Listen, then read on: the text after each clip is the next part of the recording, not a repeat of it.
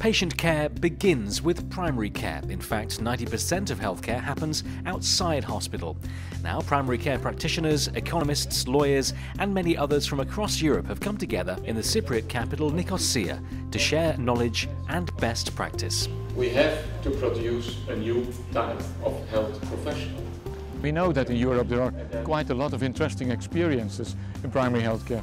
Look at some Eastern European countries, and that's very important that we can link up with them. There are very interesting experiences there. In the Nordic countries there are, in England and the UK there are interesting experiences, but also in France and Spain. What can we learn from each other? So the forum brings together people that have those experiences from different disciplines and that try to go for that same goal, that's to realize health care that's high quality, that's accessible, that is equitable, that is cost effective, and that really improves the situation of peoples and communities. And in order to make that happen, we have to change curriculum. This is a rare opportunity for primary care professionals from different countries to exchange their ideas. They're also able to draw on the European Forum for Primary Care's work as it monitors a wide range of healthcare systems at a local, national and international level, as well as its important research work. What's the patient experience? How do these new ways of working together really affect the care? Two clear points are being echoed by these and other healthcare professionals in Europe. First, there's a need to improve investment in community-based care and training. Second, there can be great benefits from interdisciplinary working. Clearly, improving primary care can lead to better prevention of disease and a reduction of costs.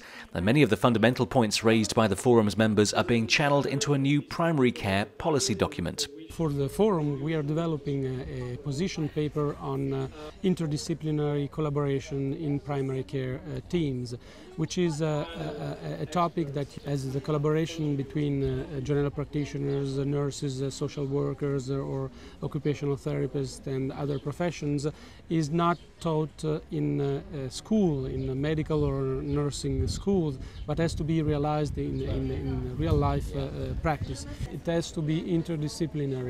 It is valuable for the patient, for the professionals. It is not just a matter of being cost effective, it's a matter of being accessible, of tackling inequalities, of providing comprehensive care which has to consider simultaneously health and social needs. For more than 25 years we have missed several opportunities to do better coordination of care, and especially better coordination of primary care, is really necessary in the next few years. So what we try to find here is some input to make our new system even better, to find better ways to defend it, to develop it, to find better ways for collaboration between providers, to find ways to support them in their collaboration. It's important to learn what's happening in other countries and to present what is happening in our country and to see if we can enrich each other. So, how can the consensus here have a direct impact on patient care? Well, one crucial area for development is at a European governmental level. And already here in Cyprus, there's a warm response to change. It's very important to come together because we learn from the experience each other, because not all the healthcare systems are developed the same way. There is a different culture, different financing system and so on. So we learn from each other's experience. And it is necessary to have contact, all of us, because this is the only way to develop primary health care all over the world.